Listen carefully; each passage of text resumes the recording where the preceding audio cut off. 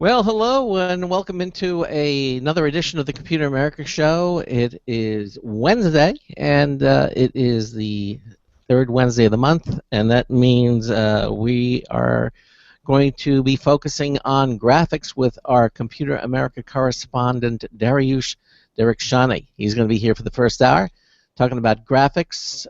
He is an expert in the subject, and he is now one of our official Computer America correspondents. We're going to be focusing on the latest in graphic cards and some of the workstations that have become available that Dariush is also very familiar with. And then in the second hour, we'll be doing computer and technology news. That's brought to you by Slimware Utilities. They are the official 1 minute until showtime. The official optimization software of Computer America. So sit back, relax as we begin our ventures into a Wednesday edition of the Computer America program.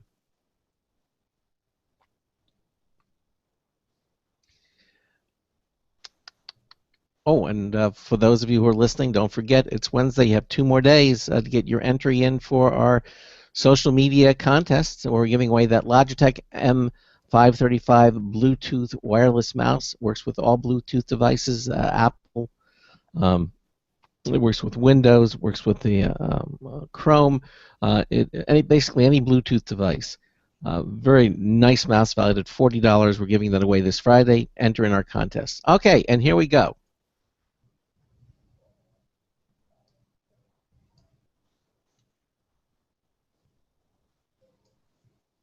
Your show will go live in 5 seconds. 4, 3, 2, 1.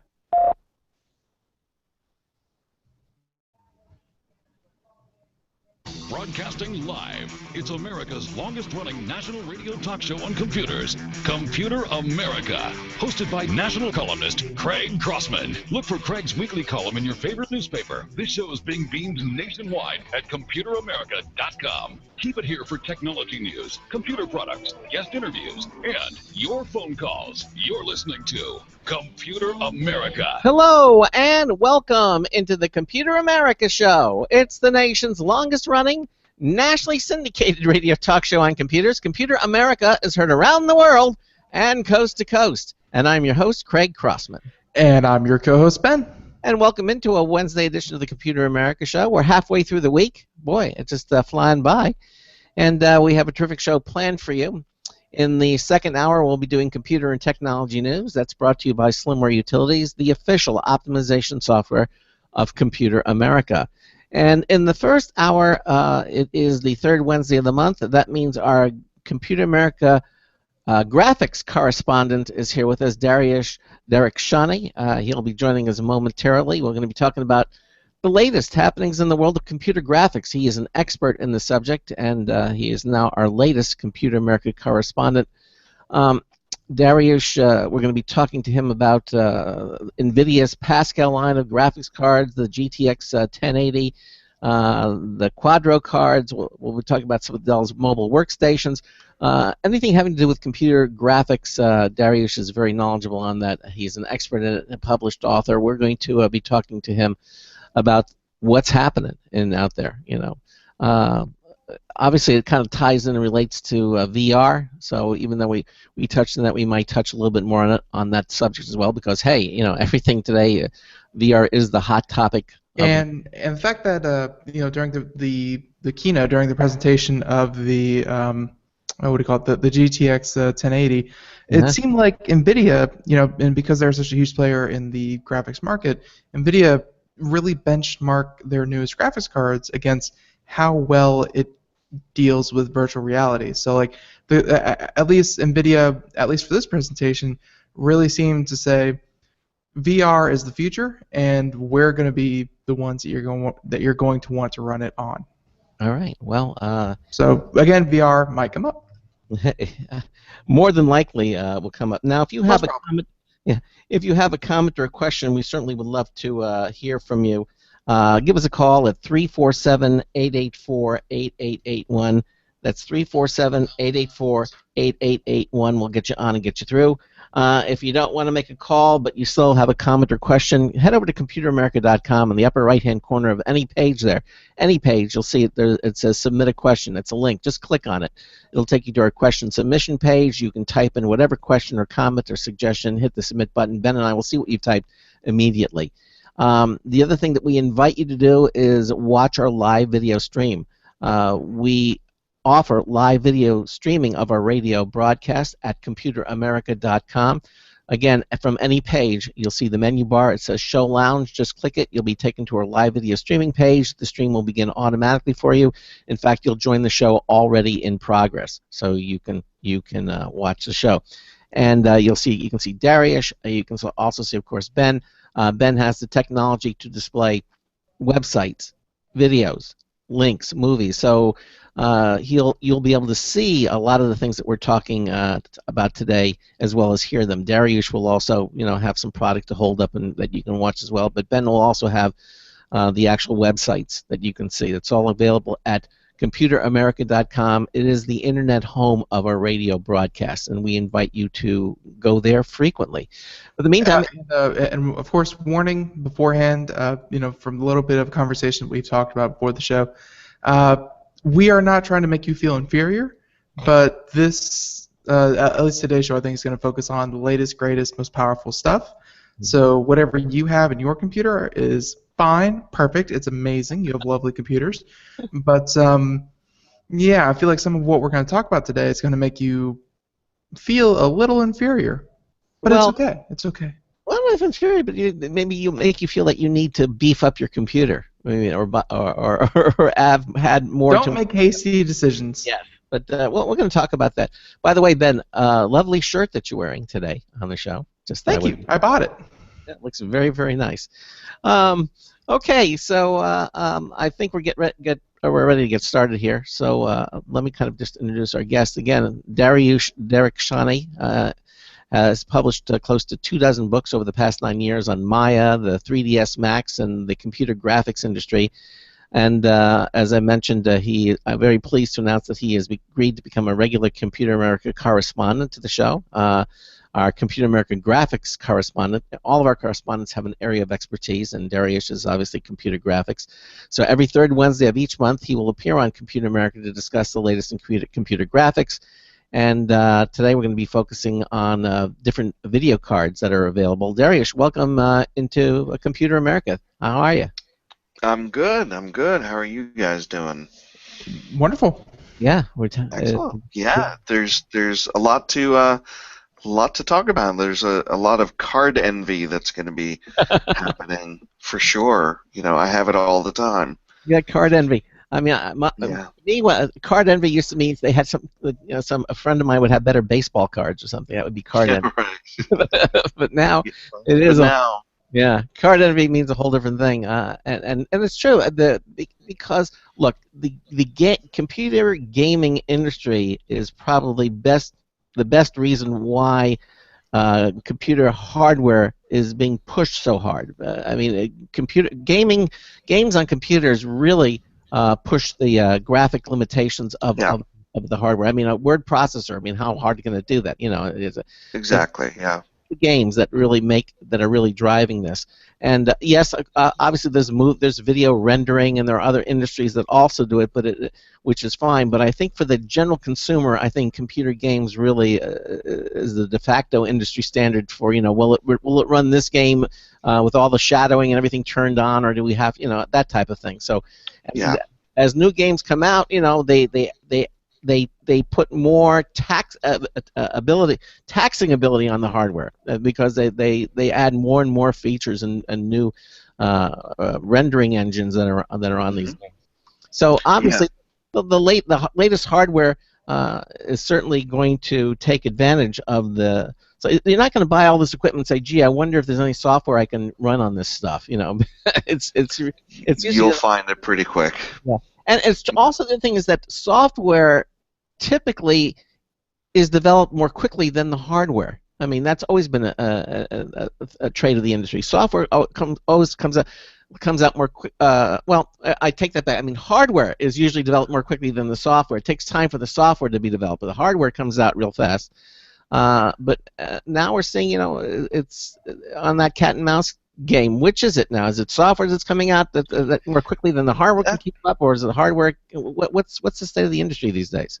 I mean, that's a really good question. I think it's a kind of symbiosis. The chicken and the egg sort of exist at the same time. Because as soon as you put out hardware, you want to try to put it out as far ahead of what's already available as possible, so you can stay at least a couple of steps ahead of the software. But software develops at a really cutting-edge speed, so anytime something comes out, there's a small lag time where it's still really zippy, super fast, but eventually software catches up to it and makes more demands, which hopefully the hardware in tandem is trying to, again, stay ahead of. So this cat and mouse game is always going to go, and it really propels the industry. And you're right about what you said about gaming being such a driving force, especially in the consumer market, because all of these games have to render real time on the fly, and the higher resolution and the higher frame rate you have gives you a much better gaming experience. And if you're online shooting it out with other people, can even give you a bit of an edge over your competitors too. So that really drives a lot of enthusiasts to having just the best video subsystem that they can have. And you hear things like, oh well, a person is a better gamer because he has better hardware than I do, and supposedly the internet is supposed to be the great equalizer that's supposed to, and there's supposed to be mechanisms in place so that can't happen. But it seems to be that the person who spend the most bucks on the hardware to get the best stuff, or can stack so many video cards in his computer, does have to a certain degree. Again, it also depends on the game that they're playing, but yeah. I mean, it certainly doesn't hurt. I mean, internet lag plays a significant part in that. So you want to have a really good connection to whatever server you're playing on. But being able to refresh your screen and see stuff happening quickly is definitely helpful. A lot of cards will give you a great gaming experience at a really good frame rate. So there's a point of diminishing returns where you're throwing money out in that regard. But as far as what you experience at home, the more bells and whistles you can turn on gives you a better entertainment factor. Right, and also there are things like Rivet Networks. They have the killer networking that they put into place, which supposedly is again another equalizer, or someone who has the killer networking set up on their computer will get a better throughput. So there are things that you can do, hardware and software-wise. I know the killer networking is actually built into the motherboard these days. It used to be a card, but it's now that's a networking. Right, it's a card, networking card, right? Exactly. So you can use things like that to help speed up, so you have less bottlenecks. But traditionally, the two major bottlenecks, at least it's been my experience, has been the microprocessor, how fast is the processor, and the graphics card. Those are the two main bottlenecks. Granted, there are other things, and yes, the platform has changed. Again, when I opened up my my announcement, when I meant to say that the hardware was ahead of software. I remember hardware would come out, and it was easier to develop hardware than it was software, and that was, but now, as you say, it's beginning to change, yeah, I think so. I think so for sure, because one drives the other, and the other supports everything that you do. And to your point about the CPU and the GPU, that also is starting to change, where a lot of applications are starting to use the many cores that you can get on a GPU to help the compute process for what otherwise would have been a CPU process, like rendering video or even offloading some of the physics calculations for a game. A lot of GPUs are starting to handle some of that compute calculations as well as the CPU. So the CPU and GPU are starting to kind of step on each other's toes, for lack of a better terminology for that. Yeah, I had always heard that certain calculations the CPU was better at than the GPU. So obviously, you kind of want to favor whichever type of calculation is better on just the architecture of a CPU. You want to focus on that. But let's face it, the CPU. I mean, Intel is doing a lot of great work, but they're still working, and I'm sure we're going to come up across this word often, which is architecture. But they're still working with the same architecture, 3-4 years down the road. That graphics cards they're developing all the time. They're almost developing faster than I guess processors are able to. So when graphics cards get better, why not offload some of that? And I don't know much about why there's actually RAM built into graphics cards, but I mean these graphics cards are almost little computers onto themselves, where they have Oh, their own absolutely. RAM, they have their own Yeah. everything. Yeah, because the videos, basically the whole subsystem has to load frame buffer, has to load textures and information into the card because it has direct access to the memory on the card itself.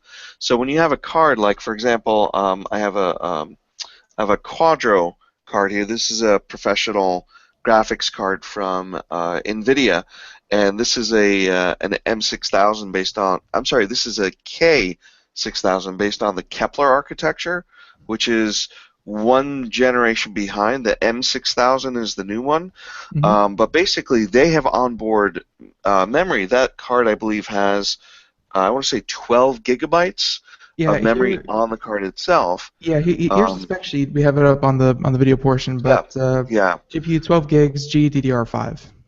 right. And the new M6000 has 24 gigabytes of memory. And again, that's addressable directly by the threads that go to the card itself.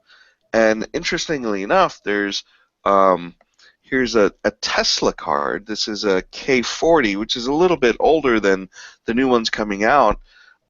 This has no output. There's no DVI display port, or this is not meant to connect into your monitor. You still need a video card, but this has a number of GPUs on it to help a system become basically a massive parallel computing platform where you can offload a lot of tasks. And it's used in the graphics industry quite a bit to accelerate video rendering, which is essentially kind of what a game system does, like your Xbox One, processes frames on a frame rate basis. This kind of does the same thing and really speeds up on GPU rendering to offload a lot of that from the CPU. And the more of that memory and the more of the textures and things you can load into the video card, the faster the address is, and it doesn't have to ping the system, wait for the system, wait for access for the main motherboard memory to access that frame information, feed it into the graphics card, then do the process. It can just do it right there because the memory address is right there. And just real quick, I mean, everything you just said right there obviously would be very good for video games, but I think it would be a little bit overkill for what a lot of people, play. Oh, for sure, yeah. For Video sure. games for. And it kind of goes back to what Craig was saying earlier about, yes, in the consumer space, games definitely push people to go out and buy new hardware. I mean, video games is very important, but this thing that you just brought up, I think it was the K40 and the and the NVIDIA Quadro K6000, those aren't gaming graphics cards as far as I know. Those are No, not at all. The industry? Yeah, correct. They're for scientific research, entertainment industry for animation and visual effects and things like that. And the difference, you could kind of compare the M6000 to the Titan, the GeForce Titan X. They're sort of on the same platform, but what separates the two is that the Quadro has a much higher level of driver authentication and support, as well as error correcting and error checking on the memory. So it's at a professional level. It actually the actual GPU speed and what it can process may actually be a little bit slower than the GeForce, but basically the card is meant for mission fail-safe sort of parameters. So when you're working on a scene and you've been doing this for hours and hours on end, your system won't crash and leave you out in the cold. Whereas if you do crash on a game, it's not that much bigger of a deal than if you're doing some medical imaging at the time. So that's the difference, and there's a price premium between the two to reflect that and the much higher quality of the hardware that goes into those cards. And the Tesla card, just for that has nothing to do with Elon Musk, right? That's That's correct. No, it does not. Yeah. So you're saying that you're getting more reliability with these other cards, and where reliability isn't a critical factor in playing games. I mean, worst case, you drop a couple of frames or you have to reboot. But with Correct. Yeah.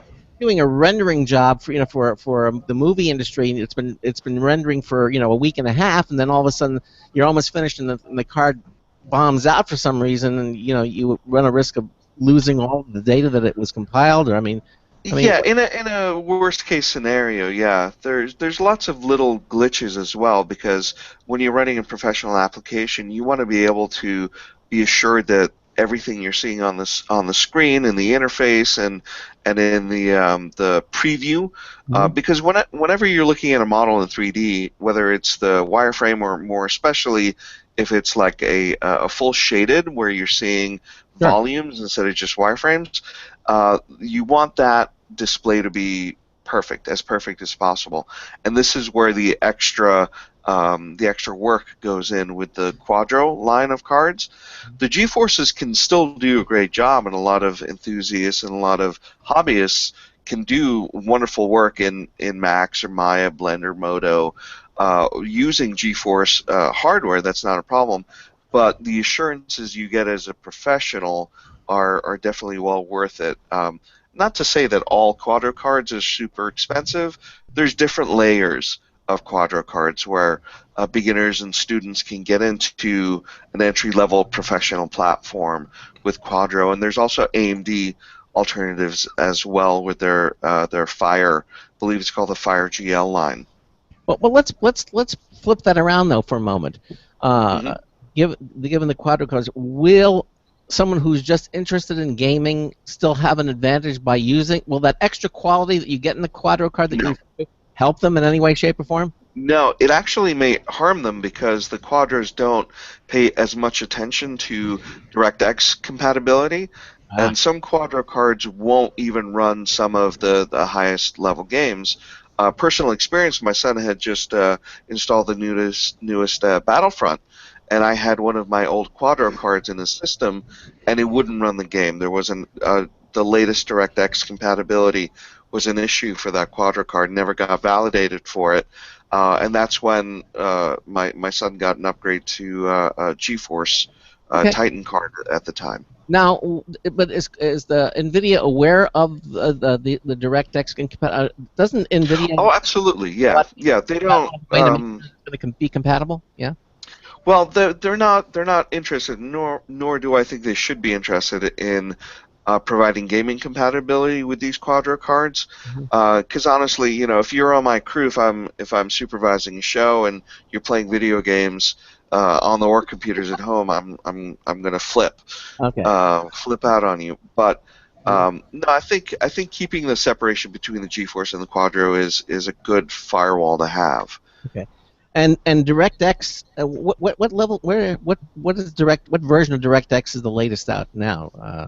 I want to say 12. Is that right, Ben? Do you know? I've definitely heard of 11. DirectX 12 might have just came out.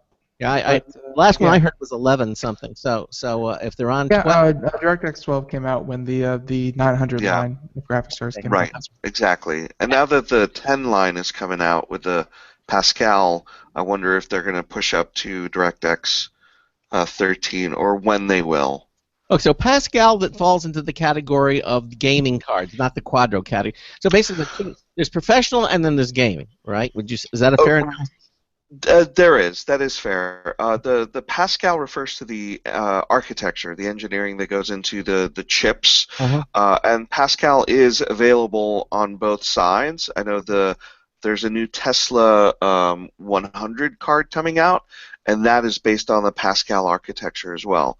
So that's basically like going from like the Skylake platform that Mhm. Intel has. That's their architecture. How many transistors they can fit on a wafer, essentially.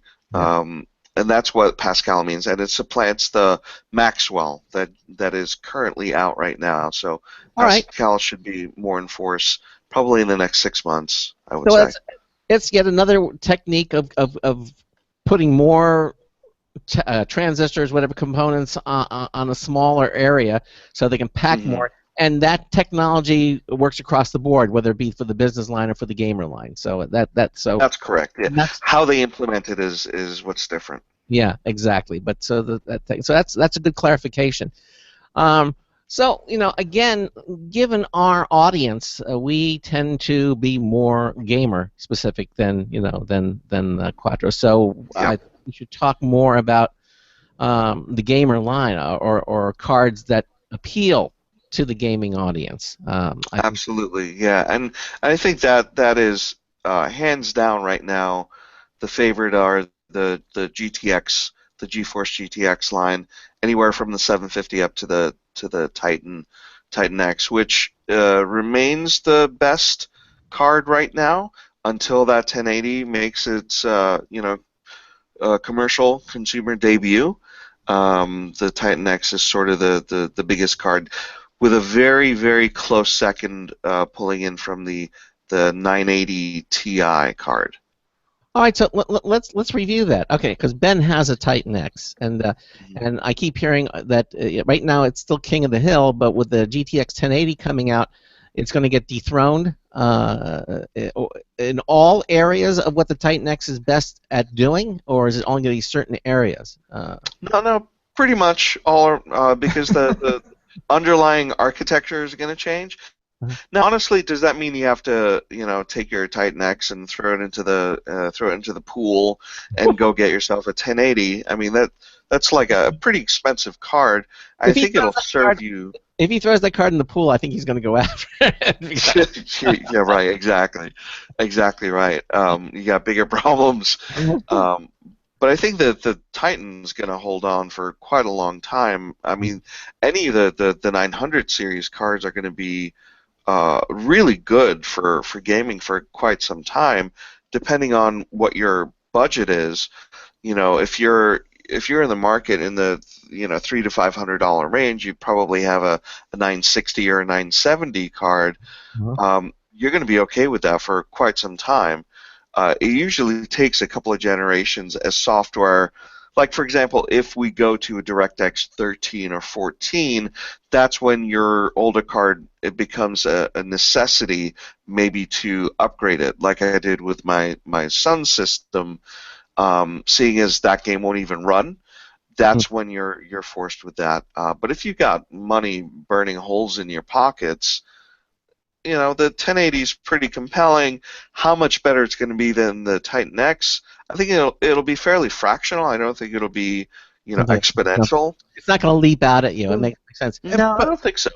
but at the same time, I mean the big difference between this and the 980s and the 970s and the Titan X's and what have you is that this is a leap in architecture. Like this is the Mhm. first cards on the Pascal, and when you get that, a lot of the benchmarks compared to, let's say, the Titan X, which by the way, like the fact that they're even comparable and one comes in like $400 cheaper than the other, amazing, just awesome. Oh, for But sure, yeah. well, comparable and then even surpasses in almost every benchmark. But just the fact that it's on new architecture means it's radically more efficient. They can squeeze uh, just more whatever the juice is that you get out of graphics cards. Hmm. Just the new architecture alone kind of makes it so it's going to outpace the old architecture. Yes, in the next and in generations to come, and that makes perfect sense. This is going to be the first generation using the Pascal, so it's going to be marginal. But as they develop more and more for the Well, I Pascal, mean, you say marginal, but like I think Dariush, I don't know if you saw on Twitch that when Nvidia was broadcasting, but Hmm. and I wasn't a fan of a lot of the charts they threw up. They're like, oh, in gaming performance, it's 66% better, and it's like, what the heck kind of unit is gaming performance?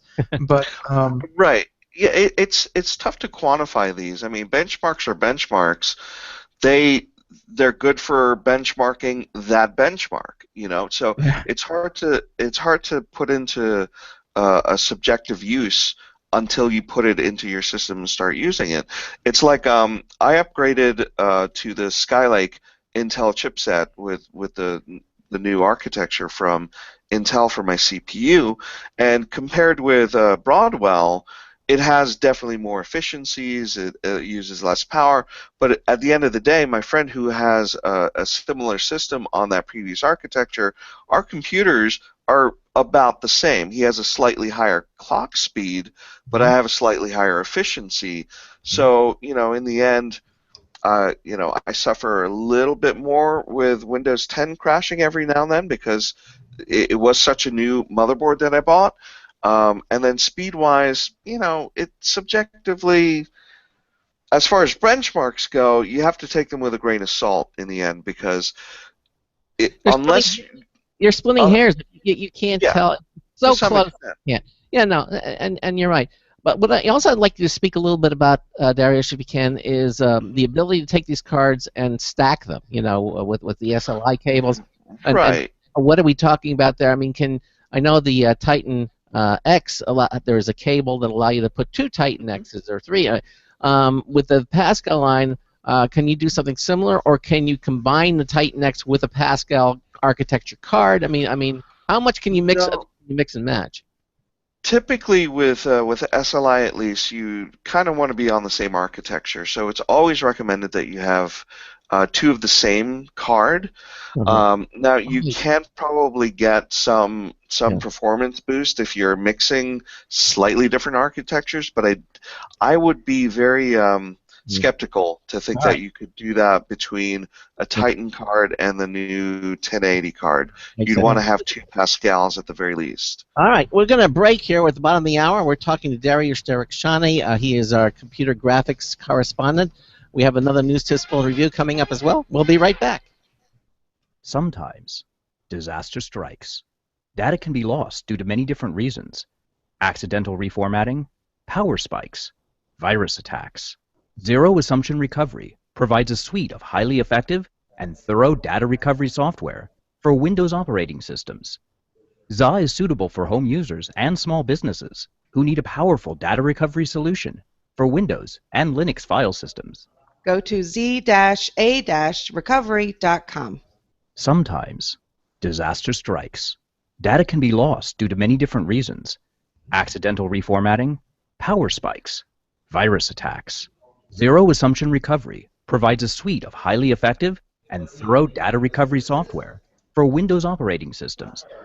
ZA is suitable for home users and small businesses who need a powerful data recovery solution for Windows and Linux file systems. Go to z-a-recovery.com.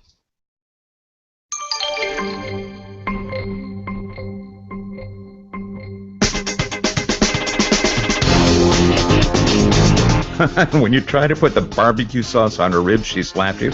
Hi, I'm Marty Winston with a News Tips Bulletin Review for Computer America. This time, the Vivint doorbell camera. Part of the Vivint Connected Home collection is a very clever doorbell camera. It looks like a slightly oversized doorbell, a ring-lighted button at its base. If you look very closely, you can see a small camera lens near the top, a pinhole near the center, and a grill at the bottom. This connects to the Vivint Sky Control panel with some sweet results. One chime sounds when the button gets pushed, and another when it detects a person at the door, whether or not they push the button. This also feeds two-way audio and one-way video, both to the panel and to its app. All decisions about whether or not to respond remain yours. Bottom line, a Vivint doorbell camera gives your door a watchdog with a better-than photographic memory. Marty Winston, News Tips Bulletin for Computer America. It's 32 minutes after the hour. Welcome back to the Computer America Show, 347-884-8881. We'll get you on and get you through. And look, we're talking about computer graphics, and it's important. Some of these graphics cards have some unusual names. They have all the GTX 1080 with the Pascal. names can be quite complex. You're really stretching these segues. I'll be honest. Yes, names can be very common, but there's one name that should be really easy for you to remember. That's my first name, Craig. And why is that important to you? Well, it's the promo code when you go to Vistaprint. Okay, I mean, basically, Vistaprint will ask you for a promo code because they're going to give you 500 business cards for just $9.99, but only when you enter my promo code Craig at the checkout. Go to the website at vistaprint.com and you're going to see how easy it is to design your own stuff. I mean, you can design logos for polo shirts. We did that when we sent Ben out to the Consumer Electronics Show at CES. So he had a really nice looking shirt.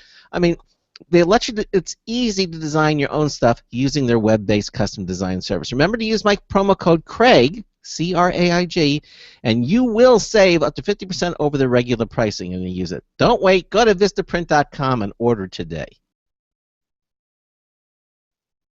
You're muted, Ben. All right, there we go. So, Dariush Derakhshani, waiting patiently in the wings as we get back to our graphics cards and everything we're talking about. And right before the break, Craig asked about these SLI cables. By the way, they are a great way if like I think the one of the best use cases was, I'm not sure what the exact price was, and this was before they announced the 1080, but the GTX 980 Ti, they were like $400 a piece, and a good budget, of course, you're still spending $820 instead of $1,050 for Titan X. But what had similar performance as a Titan X was two NVIDIA GeForce's 980s, and you could put two of them together with an SLI cable, and you had comparable, if not a little bit better performance. So these SLI cables are actually very, very useful.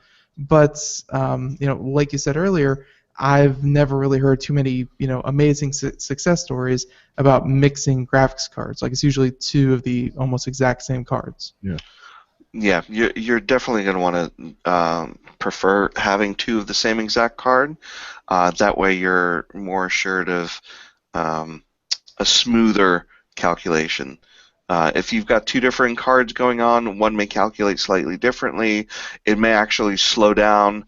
If you have a slower card and a faster card, your faster card may slow down to the slower card's frequency. So I'm personally not a multi-card kind of guy. I just put the one Quadro, the best one that I can get in my system. There's also bandwidth on your PCI Express bus on your motherboard, and how good of a motherboard you have. All these things have to be taken into consideration when you're going to do multiple cards. Because back in my day, I'm sorry, go ahead. Yeah, I mean, what's the purpose of a standard? The whole idea behind a standard like SLI is to give you compatibility between maybe things that are not quite as so similar. I mean, that's the whole purpose of it. That's why you have USB. I mean, with all these different devices, and I realized the USB ports sometimes would have to slow down when you had something slower on the bus, but the overall effect was that you still had access to that piece of equipment, but. Does that doesn't apply when it comes to computer graphics? I mean, that mentality. No, because it's still very much manufacturer based. SLI is just for NVIDIA, and Crossfire is AMD's version of that, where you can put multiple AMD cards in a Crossfire, where you have 2 or 3 video cards calculating at the same time, and the compute space for gaming is basically you're putting these cards into a parallel so that they can compute faster frame rates at the same time, and that necessitates the architecture being very, very similar, if not identical, between those cards. Okay, so really, then this graphics standard is predicated on the fact that you have to use identical cards. You can stack cards, but you have to stack identical cards. That's the best way to go. And SLI, again, is just pure NVIDIA's way of doing multi-card, and Crossfire's AMD's. Fair enough. Mm-hmm. Yeah, with basically having multiple cards in the professional workspace, you don't really need to string them together with SLI because they're not computing a frame rate sort of thing. You just have multiple cards, and your renderer, your Maya or your Max or whatever you're using, your V-Ray real time, is feeding the information to those cores directly through your motherboard PCI bus. Okay, fair enough. Ben, any other questions come to mind? Because you're the gamer in this. No, there's like as soon as it came out, people are already getting their hands on the 1080. You can go see, how it performs here, and we lightly touched upon how this is going to be used for virtual reality. But the CEO of NVIDIA during the announcement had a lot of things to say about that. For certain workloads that involve virtual reality, the new Pascal architecture is just going to be, much much much better than any of the previous cards at dealing with, all the like I don't use the word complex, but a lot of parallel computing that is going to be needed to run virtual reality. So Yeah, absolutely. Yeah. Again, you're looking at doing a lot of real-time rendering, and frame rates are going to be important for VR, as well as computing.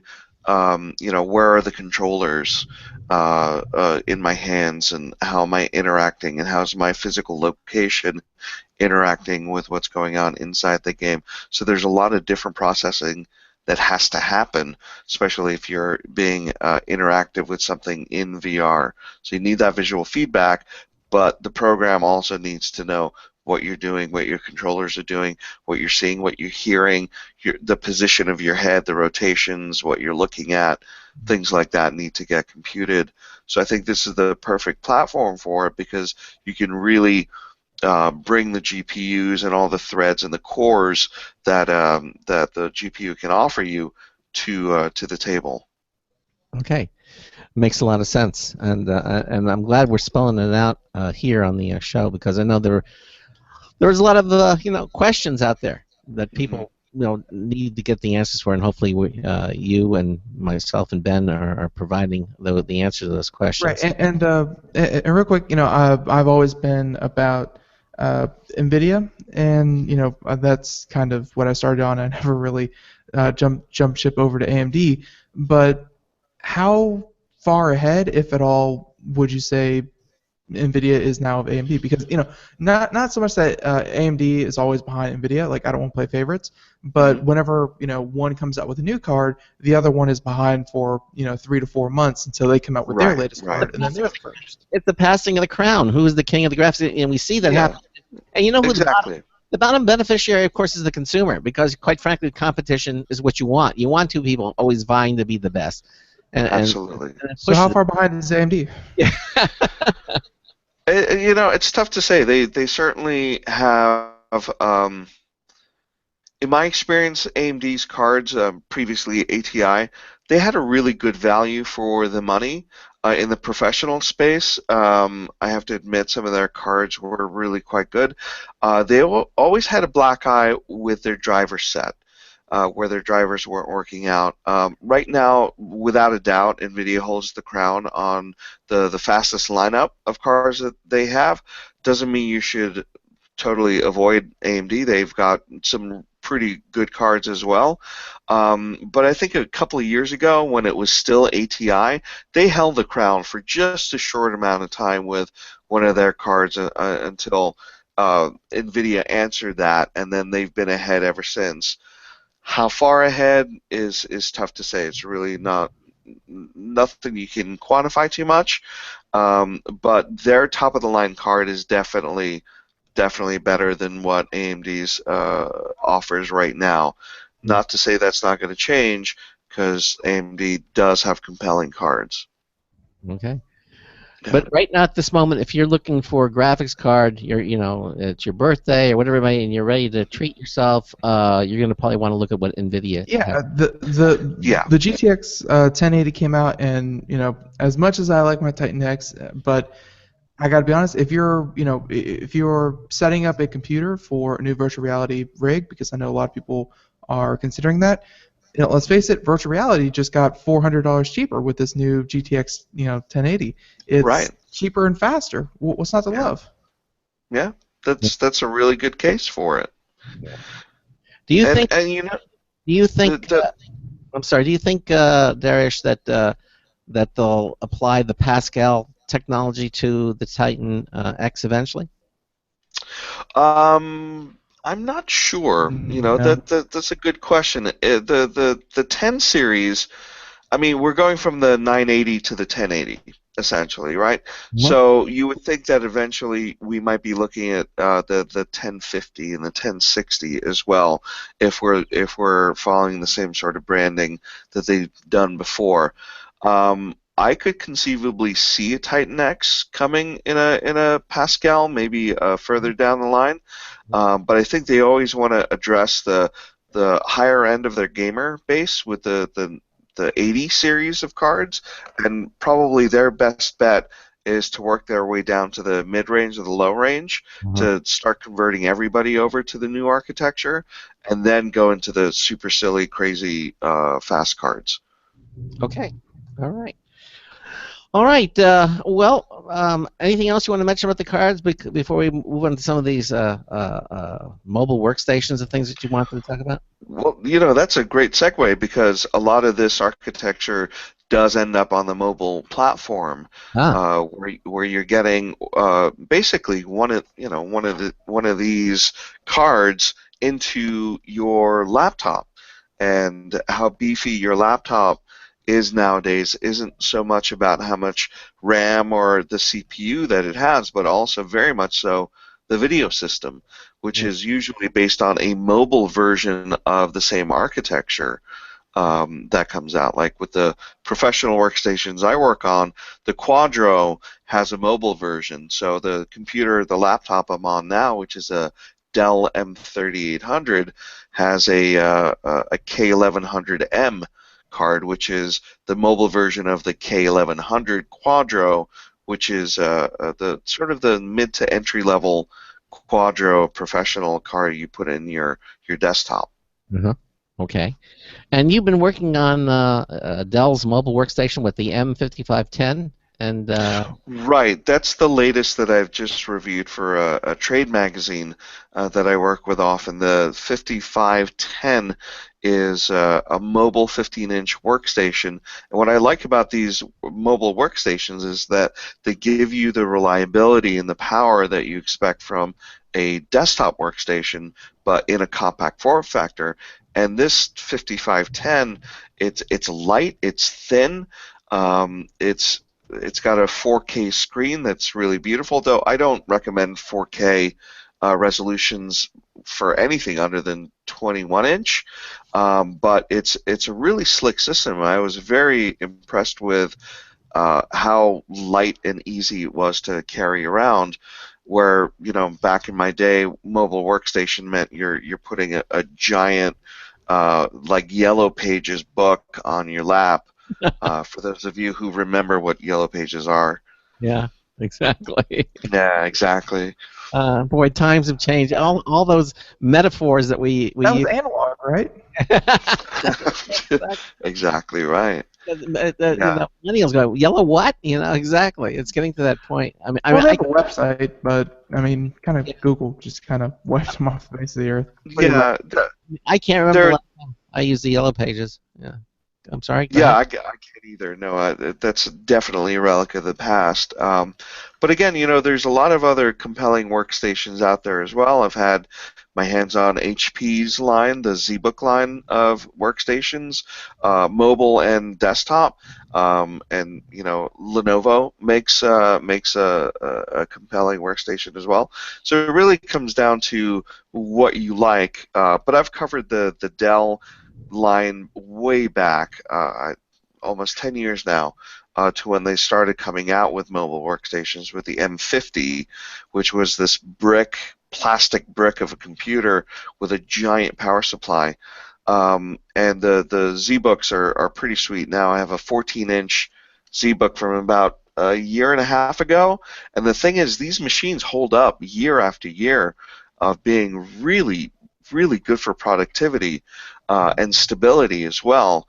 But you wonder about that because I mean, and that's all good. I mean, you want it to hold up, but the point is, why you sometimes say, well, it's holding up, but it's holding up so well that it's becoming antiquated, But it's certainly. It reminds me of I bought an HP LaserJet printer, and that thing would not die. I mean, it would just go on and on and on. Mm-hmm. And in the meantime, I'm watching all these new, slicker, smaller, faster, HP laser printers coming out. And eventually, I just basically donated it. I couldn't take it anymore because I had to get the newer one. Yeah. Same thing with the same thing with these. I mean, you're saying they're great, they're reliable, but there's newer things that are coming out at such a fast pace these days. Yeah. Does it make sense? For the professional market, it does. When you're in production on something, you want as little to change as possible. So you want the same experience day in and day out. At some point, companies, studios typically are on anywhere between 18-month to 24-month hardware cycle where they refresh their machines on a 2-year basis or year-and-a-half basis or lease them back out. Generally. With consumers, it's a little bit different because you don't have to have the same experience when you sit down at your desk Monday morning as you do Friday night before the weekend. So you really don't want to change stuff because what you're working on, ostensibly, a film can take a year and a half in post-production to finish out. So the last thing you want to do is swap out somebody's computer and have something go wrong or go different. That's why a lot of places will still be on Windows 7, for example. Will be 1 or 2 versions of Maya behind in production. With consumers, it's a little bit different because you want to keep up with the Joneses. You want the best experience as you're going along, and you want to be able to say, "Hey, I did this cool, super neat thing on my computer that you can't do because your computer's a year old." So that's kind of where the line's drawn between the two. But I think there's unbelievably great gaming computers out there as well, like the whole Alienware line from Dell, and a lot of the HPs out there. They can handle a ton of video processing and game graphics processing while still not melting your lap or setting fire to your pants. Yeah. Right. I've definitely dealt with some of those where you put in the high graphics card, you put in the high processor, lots of power supply, and then you sit on your lap and on the sofa to watch TV, and third-degree burns. Wonderful. Yeah. So. Yeah, I get that with my my MacBook because the case is the heatsink itself, and it's right, it gets too hot to handle. Right. But obviously Apple's getting smaller and lighter as well. I mean, yeah. But I guess. But I mean, if we're talking about kind of mobile gaming solutions, I've always recommended your boutiques out there, your Origin PCs, your Exotic, your Digital Storm, what have you. These boutiques that will kind of go with you, and half of it is getting the right guts for it and putting it in a nice form factor, and the other half is they'll put LEDs and a paint job and they'll laser etch it. They'll make it. Yeah, that's why HP picked up Voodoo PC a while back. They recognized the whole boutique, and that's why Dell picked up Alienware. Yep. Yeah, exactly, because they realized the boutiques are where it's at, and people like customizing their computers as much as they like customizing their cars. Lowriders and hubcaps and lights and all that kind of stuff, airbags, for pneumatic bags. Same thing with PCs. Yeah, laptops are a little bit different, but the amount of custom stuff you can do to your computer case, some people would like to see that on their laptops, and that's where the boutiques have such a strong presence in the market. What's your thought on that? I mean, just speak a little bit because we've had Exotic PC just on the other day. I mean, we bring on these specialties, computer systems. Are you finding there's just more and more demand for that? People still want to go and pick up a vanilla computer, off of Best Buy shelf or something. They're looking to customize and personalize and streamline it. Yeah, I think it's a lot of fun for hobbyists, for enthusiasts, for gamers. Typical people, they just want to buy a computer, put it on their desk, and just go and have it run.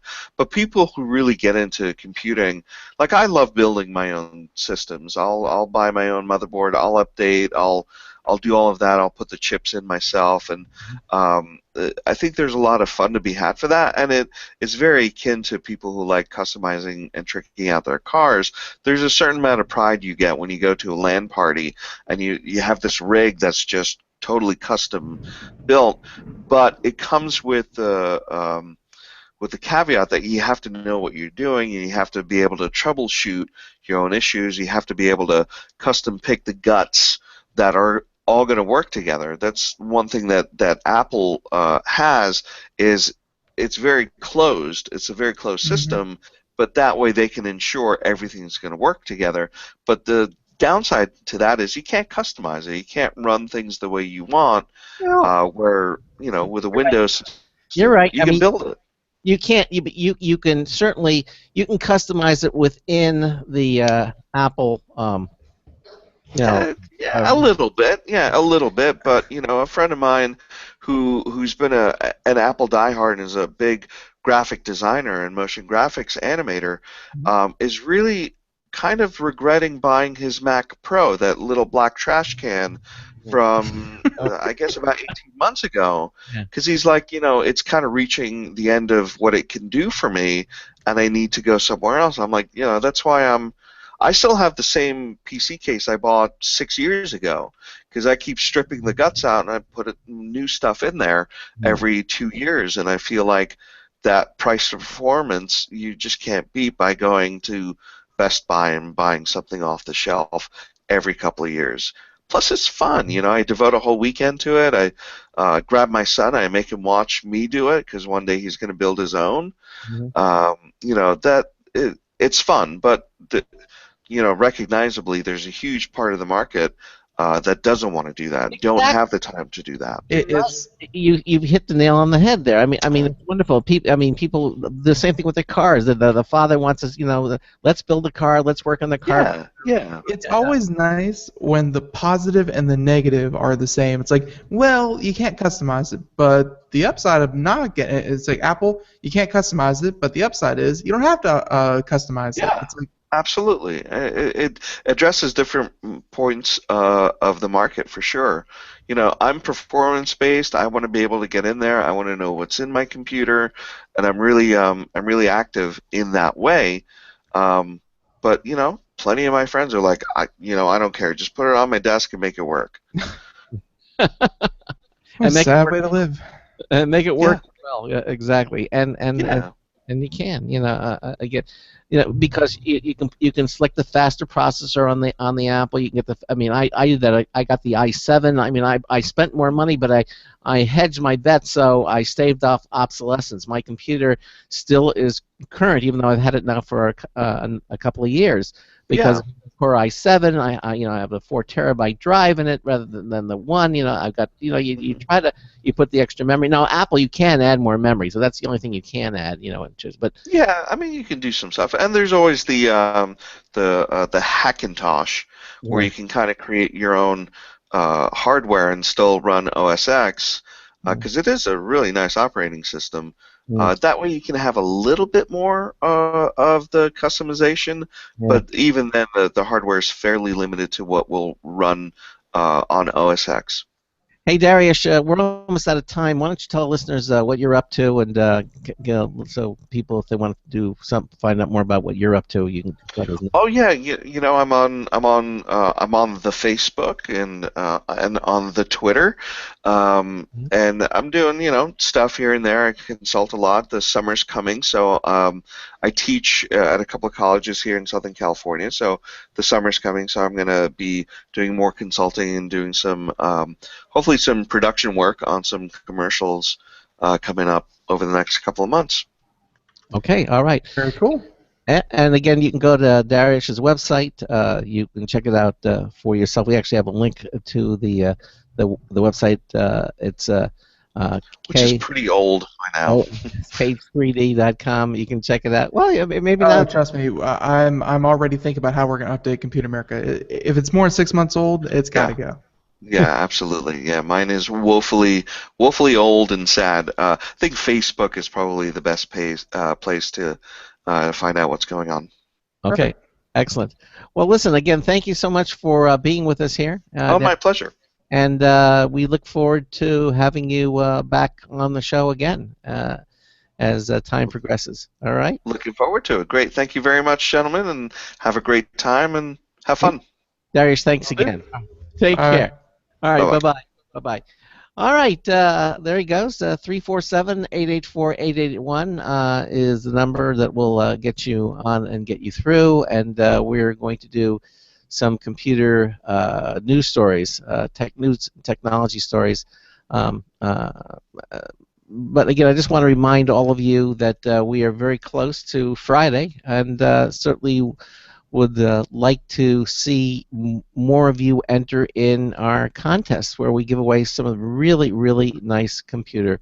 And don't forget, because it is social media. I mean, if you follow us on YouTube, then of course you're going to see all of our latest videos pop up instantly. You know, it's going to be very, very simple to do that. If you follow us on Facebook, you're going to see all of our upcoming shows and relevant links and other content. If you follow us on Twitter, then you're going to see, you know, everything coming up there. Just anywhere that you follow us, yes, you get to win a prize, but also it serves a practical benefit if you would like to follow the show. So.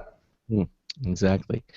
Okay, so we're coming up to the top of the hour, and we're going to. What are some of the stories that we're going to be doing today, Ben? Some of the stories, you know, we're looking forward to talking about Nokia. You may know them. They used to make phones, and they used to make feature phones. But they are looking to get into the smartphone market and actually make their own line of Android phones. So that's exciting. Wow. And everything Google. We're going to talk a lot about Google today because they just had their Google I/O conference, and they have a new voice assistant. Oh, really? Okay. Yep. All right. Well, we'll check that out. All right. You listened to the Computer America Show. 347-884-8881 will get you on and get you through. Ben and I are going to come back and do some computer and technology news brought to you by Slimware Utilities, the official optimization software of Computer America. We will be right back. Please stay with us. Broadcasting live. It's the only national radio talk show on computers to air every weeknight. Computer America. Hosted by national columnist Craig Crossman. The first hour's behind us, but there's still more of tech news, tech talk, and your phone calls. We're being beamed nationwide at ComputerAmerica.com. You got computer problems? Bring them on. You're listening to Computer America. Computers run the world, and we run computers. Call us or send us an email to live@computeramerica.com. Hello and welcome into Hour 2 of the nation's longest-running, nationally syndicated radio talk show on computers. This is the Computer America Show, and I'm your host, Craig Crossman. And I'm your co-host, Ben. And if you are just joining us, we just finished talking to Dariush Derakhshani, who is our computer graphics correspondent. We talked about some of the newest cards that are being announced, that are coming out from NVIDIA, with the Pascal architecture. Certainly, if you missed any portion of that, again, we make it available. You can listen to archives of our show at ComputerAmerica.com. Any page you'll see on the menu bar, it says Archives. Just click it. It'll show you all the different places you can listen to the show. We have our own YouTube channel, so you can actually watch. We archive the videos as well. It's certainly there, and you can check it out for yourself. Again, there's Apple's iTunes, there's SoundCloud, there's Stitcher, there's the TuneIn Radio Network, there's the IRN Radio Network, the Blog Talk Radio Network. If you have an Amazon Echo, you can even listen to Computer America now via your Amazon Echo through the TuneIn Radio Network, which now is supported on the Amazon Echo. Of course, there are the apps you can download as well. Basically, if you want to listen to Computer America, we provide very many different places and different sources that you can listen to archives of the show. Of course, we like it when you listen to us live, which is Monday through Friday from 3 to 5 p.m. Eastern Time. So, okay, that said, why don't we, I guess, do some computer and technology news, unless there's something else that you want to mention. Nope, I'm good. Okay, so let's do it.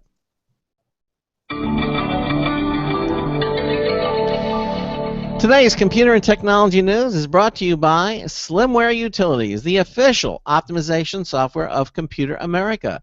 You can visit them at slimwareutilities.com to clean, speed up, and optimize your Windows system. Check them out.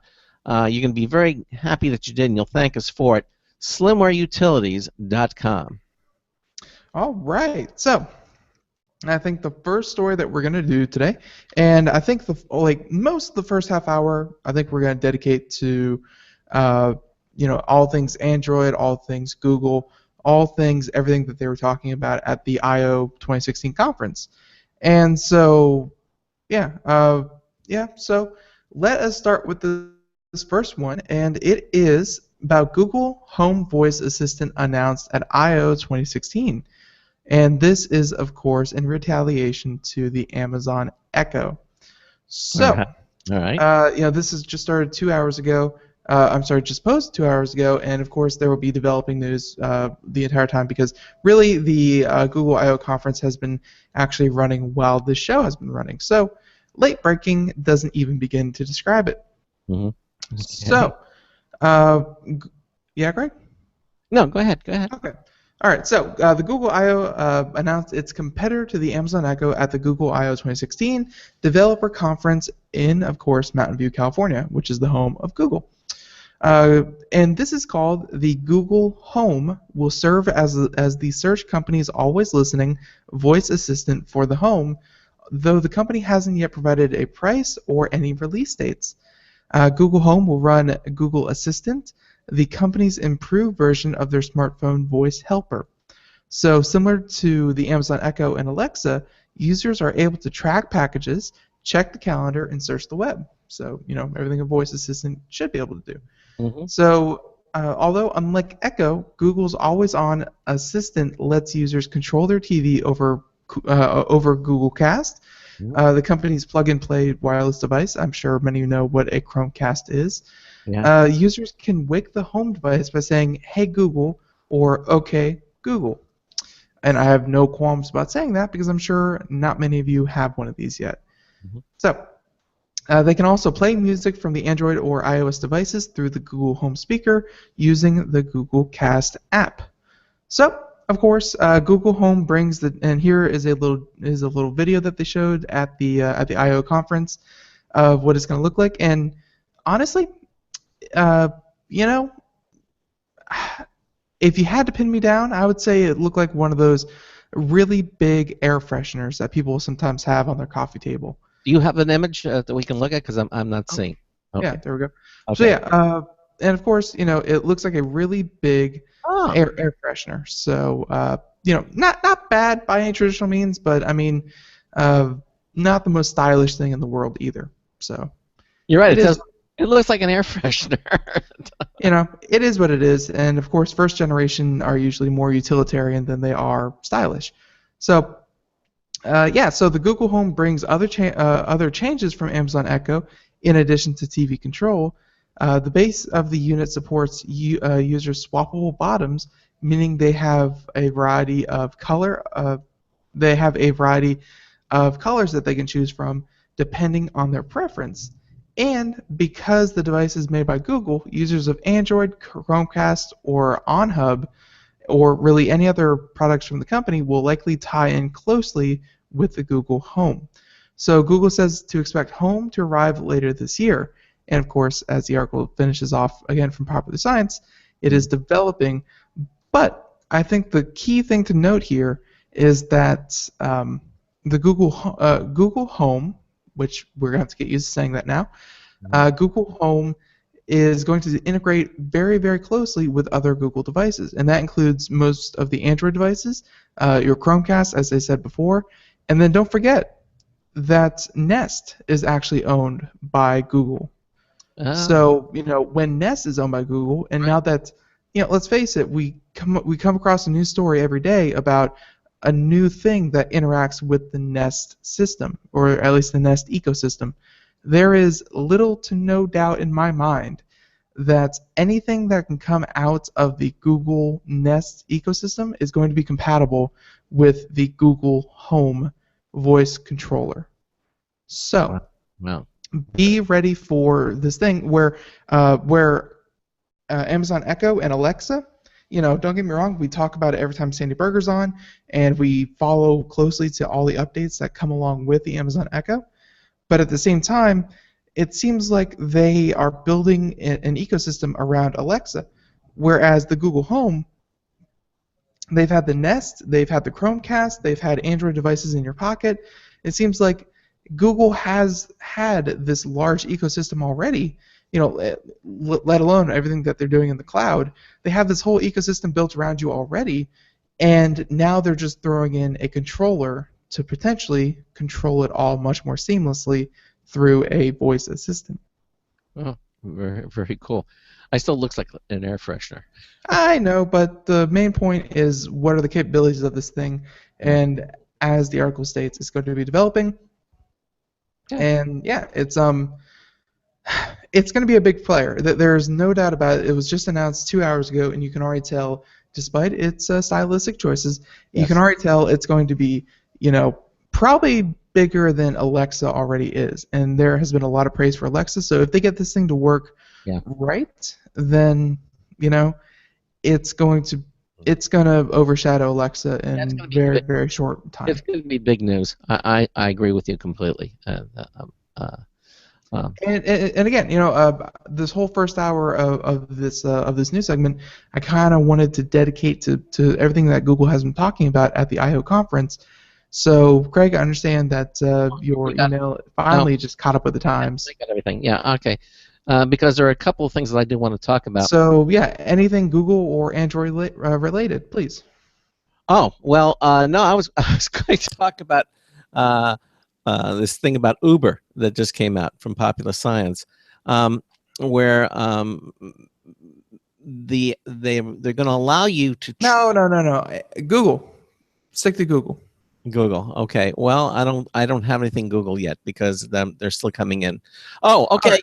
Google announces Daydream to bring better virtual reality to smartphones. You go. Okay. All right. Basically, again, part of the presentation today was to announce something called Daydream, which is a set of standards on the official Google VR experience. That's interesting. Now, similar to Google's Android smartphone platform, Google is calling on hardware makers to make Daydream-ready phones to bring users proper virtual reality. These are going to be handsets that will achieve or surpass Google's Daydream standards. Will start arriving this fall from Samsung, Huawei, LG, HTC, and actually more. Get this, Daydream-ready phones, for example, will need to keep latency under 20 milliseconds. This is on a phone. And in addition to phone specs, Google's Daydream will set standards for how the headset should be designed as well as the controller. Google will retool first-party experiences to better operate in virtual reality, such as Google Photos, Street View, and YouTube. Similar to the Netflix and Hulu apps on the Gear VR, we'll see a dedicated YouTube app made for VR-equipped with spatial audio and voice search. So some of the things that are going to be coming out here. Look at this, really cool. They have a GIF so you can actually see this stuff. Very neat. Yep. So Daydream, and I think a lot of people have already referred to it as Google Cardboard 2.0. Yeah. So it's Google definitely wants to be in on the VR action, but obviously, if you know anything about Google, they don't exactly, other than Google Glass, which I think a lot of people out there will admit, not their biggest success of all time, that Google really aims for that lower price point. Their Android phones are usually much, much more affordable than, let's say, the iPhone. Chromecast is only, $35. Their line of Chromebooks are some of the cheapest on the market. And, the list goes on and on and on as for what is really cheaper. And it's usually, something from Google. Mm-hmm. So with the Daydream, they're not going to be an Oculus Rift competitor. If you're lucky, they're going to be a Samsung Gear VR competitor at best. Okay. But at the same time, they're going to be probably the most affordable choice on the market. All right. Very cool. All right. So if you don't have anything else to say about that one, No. let us move on to, well, how about this one? To a company, of course, said Google Dream VR, Mhm. right? I'm sorry, Daydream. Daydream VR. To accompany it, Google Play, you may know them, is getting a dedicated virtual reality section. So just like they have Google Play Store has, dedicated video games in different genres, they have dedicated music in different genres, they have dedicated movies. Now they're going to get their own very dedicated virtual reality video games. Oh, cool. Very So, nice. now you don't have to wonder, is it VR compatible? Does this work in VR? Now you just go, and these are things made for VR. So, yeah, this one from Engadget as well. And Mr. Billy Steele, only an hour ago, folks. Only an hour ago. So Google is unpacking a lot of VR news at I/O today. And to make sure you find the content easily, the company is making a dedicated section in the Play Store. So the virtual reality hub will serve up immersive mobile gaming content from the likes of EA, Ubisoft, and other video streaming content such as Netflix, Hulu, and HBO Now. You'll be able to get news reports from all the big news organizations, USA Today, New York Times, Wall Street Journal, CNN, what have you, and even get sports-related stuff from places such as MLB and the NBA. So, and of course, now Google's own photos, Play Movies, Street View, YouTube videos, and more will also work in the Daydream VR platform. So, of course, while we'll have to wait until this fall to hear more about the new VR hardware, Google did show off a reference design for a Daydream-ready headset and wireless controller, which Craig just talked about. The current designs are being shared with phone makers now, so we'll likely see something that works like Samsung's Gear VR. Which, again, if you haven't seen the Gear VR, imagine a run-of-the-mill virtual reality headset, except it has a little slot that you kind of pop open, slides out, you slip your phone into it, and it slides back into the VR headset, and then your phone is trapped and acts as your screen for your VR headset. So when the final devices do arrive, Google is making sure you have plenty of content to occupy your free time, and that you'll know exactly where to find it, which I think is nice. It's it's definitely going to be better than some kind of badge or any other kind of moniker that's going to show, oh, we are VR ready. It's much better to have it all dedicated into one place. It will. So again, they're getting a dedicated VR section. That was the title of the story. Yes, exactly. And in light of that, since we're doing Google stories, now again, I got my stories late here. Did we do the one on Google Cast and Android TV? Are coming to even more screens? We did not. Okay, well, guess what? They are. Android N will bring new features to television, and again, this is all from today's I/O keynote. Basically, up on stage while they were showing the cast features and the ecosystem, took a starring role in the new home device, which will also be expanding from Vizio's TVs. Love those Vizio TVs, and also to work on screens from Magnavox, Philips, Polaroid, Toshiba, and Westinghouse, and more. Picture-in-picture, new APIs for recording live TV and support for 4K HDR video will all be a part of the Android N upgrade on Android TV. Although there's no mention yet of a new Nexus player with support for things like ultra high definition or USB 3.0 hookups for external storage. There is a new Android TV box on the way from Xiaomi, which announced it will start selling the 4K capable Mi Box, the Mi Box, in the US and other global markets soon. Okay, so that's another update that came from the Google keynote today. It looks a lot like the Apple TV when you look at it. It square box. really does, but I don't know. I guess their circle button looks a little more donut-like than many of the others. But yeah, no, it has definitely has the same influences. It's the same square hockey puck size device with a very minimalist remote. But yeah, I guess Google at their I/O conference, so far nothing has really wowed me, but it's definitely showing that Google has every interest in being on every screen that you could possibly own. Yeah. Like that seems to be Google's main thrust lately is how do we get our technology, our Android system, our voice controlled systems, how do we get Google everything in front of as many faces as possible? And there's not a lot that they're missing here. They're in the phone market, they're in the television market, they're in the computer market. Google's doing a good job. Yes, they are. Yes, they are. Well, we're kind of focusing on the Google stories. I'll let you take the next one here. Thank you for letting me have my turn. That's very gracious of you. All right, so before Craig steamrolls over me, again, let us go off to Engadget because they have great coverage of this whole event. But yeah, Android Wear. So think of your Samsung. What were their wearable watches called? It was like Samsung. It wasn't Gear. VR. No. They're wearable. They're watch, and it might have just been the Samsung Gear. Yeah, I think it was the Samsung Gear. Yeah. Yeah, not Gear VR, but Gear. So, anyways, Android Wear is getting a massive overhaul this fall. Mm-hmm. So, and better iPhone support, third-party complications, and an on-screen keyboard are coming soon.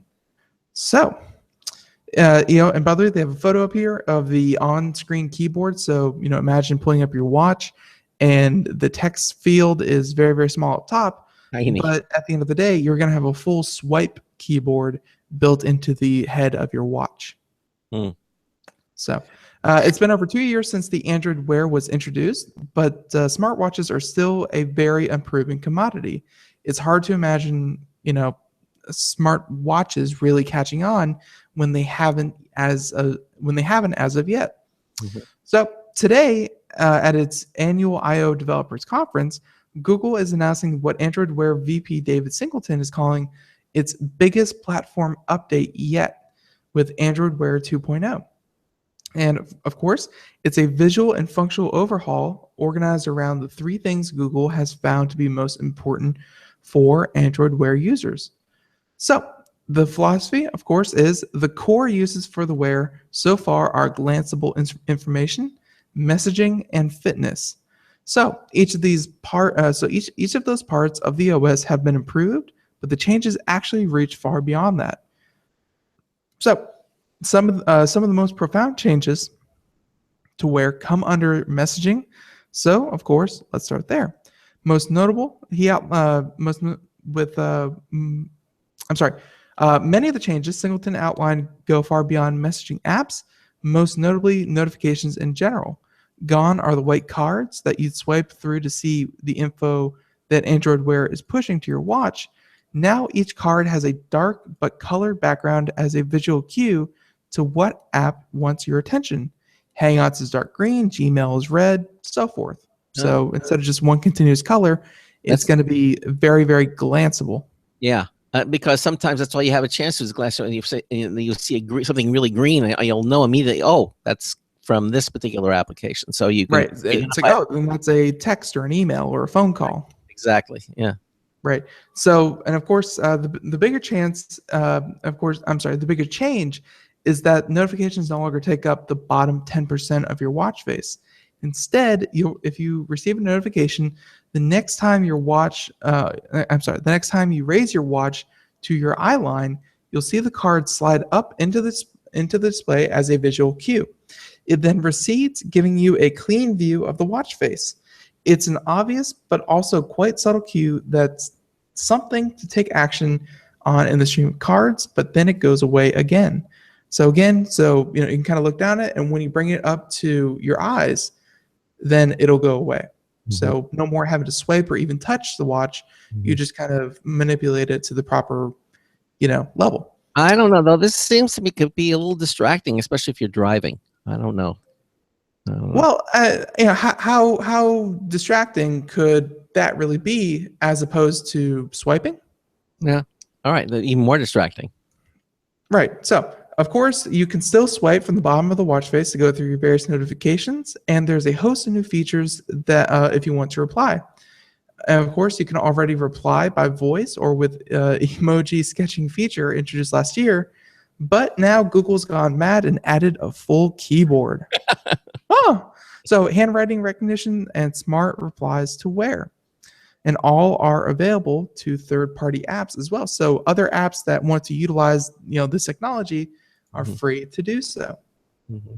So, the article is pretty long. We're not going to go too much further in depth with this, but looking at it, it has great watch faces now. They've updated that as well, and it seems like the main thing to take away from this is that they've made a lot of big improvements on what's on the watch naturally, but then they also with the Android Wear 2.0 operating system, they have opened up the API, letting tons and tons and tons of third parties utilize these features, and I guess trying to build out the ecosystem and what you can really do Okay. with these wearable devices. Right. All right. And again, a lot of announcements from this the Google event today. Now, one of the things that we're talking about is Android Pay. They have new updates to the Android Pay trying to get to a more universal payment system, because right now there's Apple Pay, there's Samsung Pay, there's Android Pay. Samsung Pay, though, is really making a good effort, or striving to make efforts to make their systems compatible with the existing infrastructure without having to make any changes at those little terminals that you come up to when you hit the register. Supposedly Android Pay will work with existing technology. You don't have to have an Apple Pay specific terminal there. But anyway, there's more to today's Android Pay announcements than just the long-awaited launch in the UK. Google does not want people to think of Android Pay as a way to pay for things in stores with phones. So it just pulled back the curtain on a new and updated API to let developers and the merchants they power use Android Pay in more places and in different ways. For example, buying stuff on the web can really be bad when you have to fill out the same address and payment method forms all the time. Well, evidently there's a new API called Payment Requests that's going to try to fix that. Basically, it'll effectively let you bypass all those forms and pay your stuff with just a few taps, which would be nice. Okay. Existing APIs called Save to Android Pay will now let developers and companies enroll new customers in loyalty programs. So basically, you want to get credit for the things that you buy. Walgreens is an early example of that. Can either sign up through a link in a payment notification or just by tapping the phones to a store's NFC reader. Oh, wait. So we don't have to stand there and hold up the whole line while we fill out a stupid little card? Nope, you don't have to do that anymore. Amazing. Yeah, isn't it? Yeah, exactly. And speaking of banks, there's one big pay partnership you should know about. If you're a Bank of America customer, you'll be able to use your Android Pay enabled phone to withdraw cash from certain ATMs. That's interesting. The program is rolling out to hundreds of Bank of America ATMs across the country. The only bottleneck now is how quickly Bank of America can or wants to install new contactless readers on their ATM machines. So they are going to have to do that. It won't work with existing ATM machines. You have to add those little extra readers on there. But there you go. Another way that your phone will let you interact. I've had Apple Pay available, and I've yet to use it. I've gone a couple places. Have you found any places you could use it? No, that's the thing.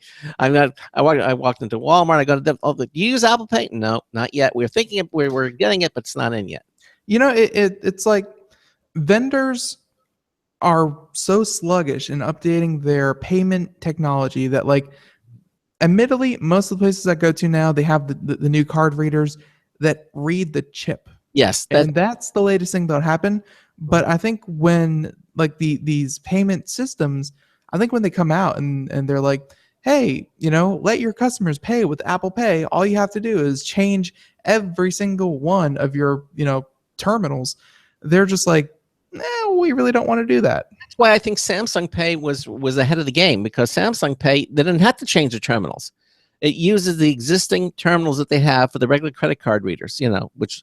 yeah, but getting the phone to fit in that little slide, it's impossible. You kid about... tried. They have that virtual card. What was it called? It's still not out. It was supposed to be out in April, but it's still not out yet. So yeah. What was it? Where you program all the cards into one card? One card, yes, exactly. Yeah. It's I'll think of the name in a moment here, but they're still not available yet, and that was supposed to come out in April. Yeah, those Kickstarter campaigns. What are you gonna do? It wasn't a Kickstarter. It actually it had already. Well, it was a Kickstarter, and then they got their funding, and then they were like, okay, now we have to come out with a product, and then they're launching soon. Yeah, it's still launching soon. One can only hope. One can only hope. So, folks, I really don't think we have time to finish off another Google I/O story, but just safe to say that there are a few more out there.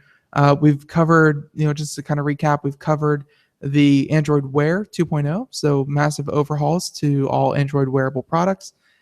Google VR, and so they have a new thing called Daydream, which is going to be a Samsung Gear VR competitor. Mm-hmm. They have a Google Play Store, everything VR, all into one place.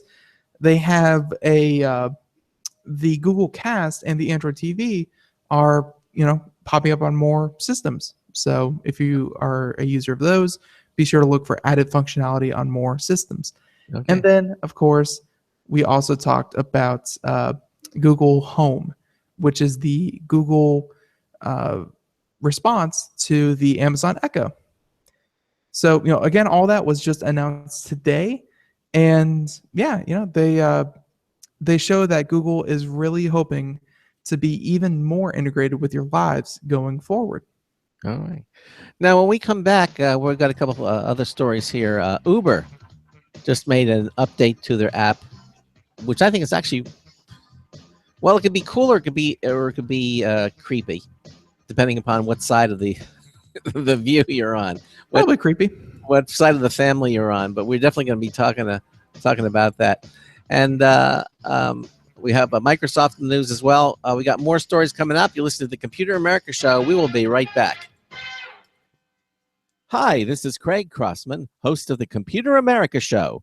Long before Vistaprint asked me to tell you about them, my wife and I have been using Vistaprint for years, making business cards, having the Computer America logo placed on the polo shirts we use at conventions like CES, even printing a business card for our personal lives with our home address and phone number. In fact, Vistaprint offers tons of custom products for home and office needs, and Vistaprint absolutely guarantees you'll love their products every time, or they will make it right. In fact, they'll give you 500 business cards for just $9.99 when you enter my promo code Craig at checkout.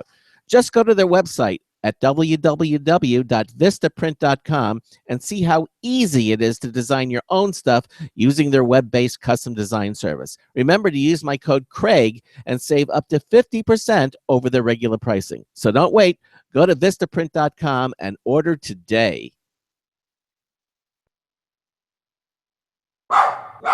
Looking for a best friend? Brother Wolf Animal Rescue has your best friend waiting just for you. The mission of Brother Wolf Animal Rescue is to help build a sustainable, no-kill community where no dogs or cats are ever killed for population control, where true euthanasia is reserved only for animals who are irremediably suffering or for animals who are truly a threat to society and with no hope of rehabilitation. Brother Wolf's staff and volunteers go door to door, neighborhood by neighborhood, to educate citizens about local resources available for at-risk pets and to help their families connect with those resources. Brother Wolf's community-based approach to no kill helps keep family pets healthy, happy, and in their homes and out of the local shelter system in the first place. For more information or to make a tax-deductible donation to this wonderful 501c3 organization, visit their website at www.bwar.org.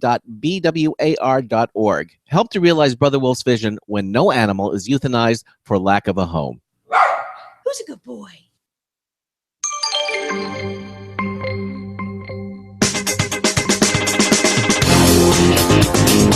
No, not drone bombers, drone photo bombers. Hi, Marty Winston with a News Tips Bulletin Review for Computer America. This time, Super Grip Lock. It's amazing what inventive people can do with some hook and loop fabric and a sewing machine.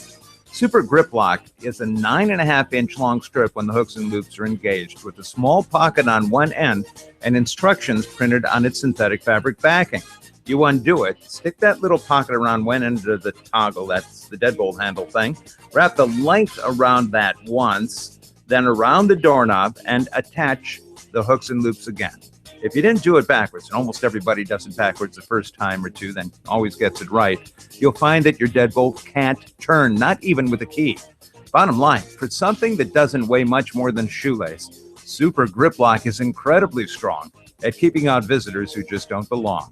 Marty Winston with the News Tips Bulletin Review for Computer America. And welcome back to the Computer America Show here, 33 minutes past the hour. And I know not everyone is down here enjoying the sunny South Florida weather, but last couple days and the next couple days going forward, decidedly unsunny South Florida weather. There's going to be a lot of rain, and hopefully everyone else here in our local community gets to, I'll say higher ground, but like the highest ground is like 7 feet above sea level. So, lots of flooding. So hopefully all of you out there are getting a little bit better weather. So, it is what it is. So, the first half hour of Computer and Technology News, brought to you by Slimmer Utilities, was of course dedicated to the Google I/O conference, and everything that they announced out there. I think we did a pretty good job of hitting most of the bases. I think it might still be going on. Again, it was a developer conference, not so much a consumer showcase. So these are things that developers are going to be very, very interested in going forward. And let's face it, if Google opens up the APIs, then people are going to use them, because Google has a lot of existing infrastructure that people want to take advantage of. So I think that was very interesting, and I'm glad that we did that. Yeah. But going forward here, we are talking about Uber, and we have other stories that don't just involve Google. So Greg, I believe you had one about Uber actually. Yes, and again, depending upon which side of the family you're on, this could be really cool or really creepy. Because Uber has decided to let you track family members' rides, so you can see where your kids and your spouses are while they're using the app. By the way, if you've never been on the other end of this creep fest that we're about to talk about, I have, and it's usually with Craig. And whenever the last time it happened was I was flying out to CES this year, and Craig called me right before I got on the plane and said, "Have you left yet?" And they called me 2 seconds after I landed saying, "Hey, Ben, you landed. So how is it out there?" And that creeped me the heck out. It was my every move. There's a very cool app that allows you to track the plane. Not Ben specifically, but that is Ben specifically. Ben is specifically on that plane. That is tracking Ben, and it is creepy. So Uber said, we want to do that too. Yeah, exactly, because it's true. I mean, you can track flights, and when they take off, when they're in the holding pattern and everything, and you can actually watch the little plane moving on the. It's very, very cool. So anyway, Uber said we're going to do something similar. So they just made knowing where your family members are a lot easier. The app, it's the Uber app, now allows you to see when rides are taken by kids, by spouses, and anyone else you want to include in your family profiles section. Isn't that lovely?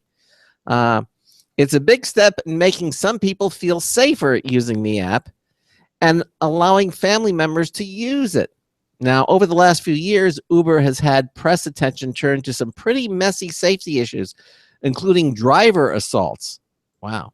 Okay. See, there are definitely plenty of people out there who will feel better knowing someone is aware when they're taking cars, and understanding that someone else could be watching may keep would-be attackers from committing crimes. See, that's the whole idea here. But those cases are rare. The majority of people will just find it easier and more convenient to see when a spouse gets to a car from the airport or whether a child is going to make curfew. Maybe there's a roommate you want to key in for those, 1 a.m. rides home from the bar. You may want to keep track of that. Okay. Basically, it's up to you. To set Trip Tracker up, you just make sure your app is up to date and set up family profiles with everyone you want to monitor and want to monitor yourself. And that's it. And then you'll be able to do it. It all depends on your point of view. This could be very creepy, and it also could be a safety thing. It all depends. But again, we're two guys talking about a service that, let's face it, as men we really don't think about as often. But a lot of women out there think about personal safety all the time. And if you are one of those women that that likes to tell a friend or a family member, I'm getting in so-and-so taxi, I'm leaving so-and-so place, I'm, going here, going there, just for your own personal safety, something like this is obviously very, very nice to be able to make sure that, in case, hopefully this never happens, but in case someone doesn't hear from you, within the past couple hours, they'll at least know the last place you were was, the last taxi or at least Uber you took you to so-and-so location. Yep. So, again, very clear safety features. Not a fan of the spying features, but tomato. I guess there is that. Potato. Well, there you go. It all depends. Exactly. I mean,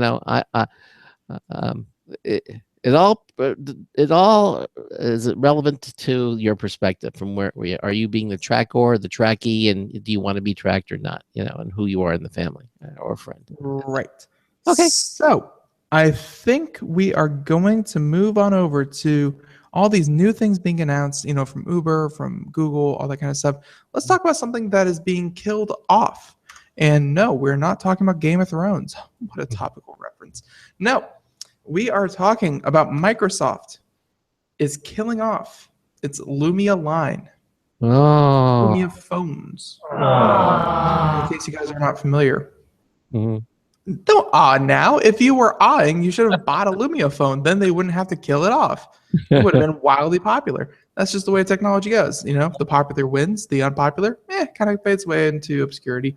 So, of course, the shedding of its basic phone business is the latest ripple from Microsoft's disastrous deal to buy Nokia's mobile operations.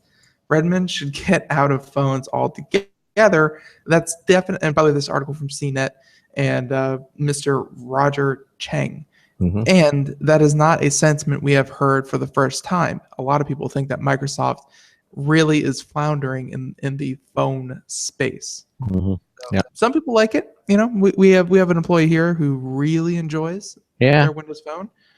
But a lot of people, I think, are on the side of, well, Microsoft, they do computers and operating systems really well. Stick to what you know. Mobile phones ain't one of them. So for Microsoft, the phone woes just keep coming. On Wednesday, that would be today, the software titan said it would unload its low-end phone operations for $350 million to a Finnish startup and a unit of Chinese manufacturing giant Foxconn, which aims to revive the once popular Nokia consumer brand. So remember, Microsoft bought Nokia's mobile devices business for $7.24 billion. Wow. Just 2 years ago. And now they're unloading for $350 million. Now they're selling it for $350. Although they did put a couple qualifiers in there with their low-end phone operations. So a lot of what was purchased from Nokia, of course, are patents. These big phone companies, they're not just sitting on they're not just sitting on smart people. They're also sitting on huge patent portfolios. And I actually remember doing the story back in 2014, and it gave Microsoft the biggest mobile phone patent portfolio in the industry. So, I think when they qualify, its low-end phone operations. That could simply be, the productions and distribution and marketing of phones, but they still retain all the patents that they purchased. So, it's not like it's not like Microsoft is now out $7 billion. I think that they are just trying to get out of the direct phone game. Yep. I want to say. So, anyways, the most intriguing bit of Microsoft's announcement is its language about Lumia phones. The company said it would continue to support existing phones, the Windows Mobile 10 software, and its partner devices, but there was no word on future devices, suggesting an end to the Lumia line, which started as a Nokia showpiece. So, of course, given to the long history of failure stretching back to Nokia, letting go may be the smart bet. Microsoft has its own troubled history with phones, not the least of which have been the disastrous Nokia deal turning into billions of dollars in write-offs. Again, it was bad. There's no two ways about it. But Microsoft definitely didn't just walk away from $7 billion. They definitely kept something in the deal. Okay. So only 1.1% of the world's phones are running Windows 10. Pretty awful market share, to be honest, according to Gartner. And the company might be better off getting out of the phone hardware business altogether. So now the article kind of goes on a little bit further, but just to wrap it up by saying that there remains rumblings that Microsoft is readying a premium level Surface phone to match its tablet and PC lineup. The company has already indicated that no such device will appear this year. Truthfully, what can a Surface phone bring that that really moves the needle in the phone business? So, what would a high-end premium smartphone running on Windows 10 really provide that iOS or Android doesn't already fill in that niche? So, they may make another go of it. They've just offloaded what they call the low-end part of the business to a tech startup. But obviously obviously Microsoft is making a shift away from, we have to make phones to, well, let's reevaluate this, these statements. All right. Okay. I was never a big fan of the Windows phones, but it did appeal to some people. As you mentioned, one of our employees actually uses a Windows phone. Again, I think a lot of people out there, when they finally got one in their hands, they said the user interface is actually pretty good. The idea of live tiles and tiles all together. The operating system was very easy to work with, and the integration with Windows 10 ecosystem was honestly very good. But at the end of the day, between style, marketing, and battery life performance, it just couldn't keep up with the high-end Android, the high-end smartphones, and it couldn't match the pricing of a medium to low-end Android phone. Nope. It never found its place. Like, it was good, but it was never the best in any category. Yeah. All right. Well, there you go. Say goodbye to the Lumina line. C'est la vie. Now, here's a cool. That's Italian for bye bye. Bye bye. Here's an interesting thing. I read the article and I looked at this, and my first reaction was, "Oh no, not again! We've been there, done this." We've seen digital picture frames before, but according to this is one called the canvas. The idea is so solid, but someone just needs to do it right for people to really do it and to really get on board. And they may have done that with this one. This is the Canvas cloud-connected art display that lets you change your artwork on the fly. Basically, it's a 23-inch display, nicely framed. When you look at it, at first it looks like an ordinary picture that allows you to choose from curated art stations that cycle through millions of contemporary and classic paintings and photos. You can even put your own photos into it. But basically, you can with this, you can have an ever-changing exhibition on this picture frame. And undergoing what looks like to be a successful Kickstarter campaign, basically they had raised $88,000 out of its $100,000 goal. The canvas is a battery-powered 23-inch portrait display that connects to your Wi-Fi network and optionally to an art curation service. Okay. Now, here's some of the innovation, which I think is just absolutely so slick. They actually have a little GIF of it. You can see it. That thing is ridiculous. It has an auto-retracting charger. Yeah, this is it. I mean, I'm basically one of the problems with these devices in the past is that the batteries would, they'd last a week, a month, however they last, but then then you had to go change the batteries on it every time. Well, this device, the battery charger is almost as interesting as the device itself. I think it's actually even more interesting than the device. It's definitely funny. It is definitely. When the battery run lows and sensors in the frame indicate that you're away from home or that it's night. So get this, a little round puck drops automatically from out of the frame. You don't even see it. It extends. It just drops down on a little table and cable, and it drops down. It motorizes down to the bottom into a charging cradle that you plug into a wall below. It just plugs into it. It's a little charging cradle. And it just goes down. It lights up when it hits it, and it charges itself. And when the battery is fully charged, the puck automatically retracts and disappears behind the frame. It looks almost like a yo-yo almost, but like when I first saw it, I thought, why does this thing have that arm that like grandfather clocks have? Right. It looks even like a pendulum or a yo-yo. Right. Is what it reminded me of, but it's not. It drops straight down into this little bucket, which I'm sure has some kind of not NFC, but like the wireless charging technology. Into the cradle. Yeah, but the cradle itself, that little unit plugs into the wall. You plug the wall socket, which is usually below where you want it to be. Right, but the little puck doesn't plug into anything. It just falls into the cradle. It falls into the cradle, and the cradle lights up with a little LED, just letting you know it makes the connection, and it charges itself, and then it pulls it back up, and that alone. I mean, I'd sit around just to watch that happen. That's actually a very, very cool device. So then it charges, and then it goes back up, and it goes back up behind the frame. So it's not like you see it at any other point. Yeah, you don't see it. It's completely invisible when it goes back. It retracts completely into the frame. I think this is really, really slick. Now, you can subscribe to an ArtStation service for $10 a month with a 1-year subscription if you want to access that, the database of millions of paintings. Or you can, you can put your own, upload your own photos and images using a smartphone app. So if you just want to display your images. With the canvas, interior design and technology comes together to bring millions of works of art to empty walls everywhere. Okay, this gives this CEO. The display can be surrounded by a black and brown or silver frame, both with white matting, or you can mount it without a frame if you'd like. Multiple displays can be linked so that you can split and image across multiple frames if you want, which would be kind of cool.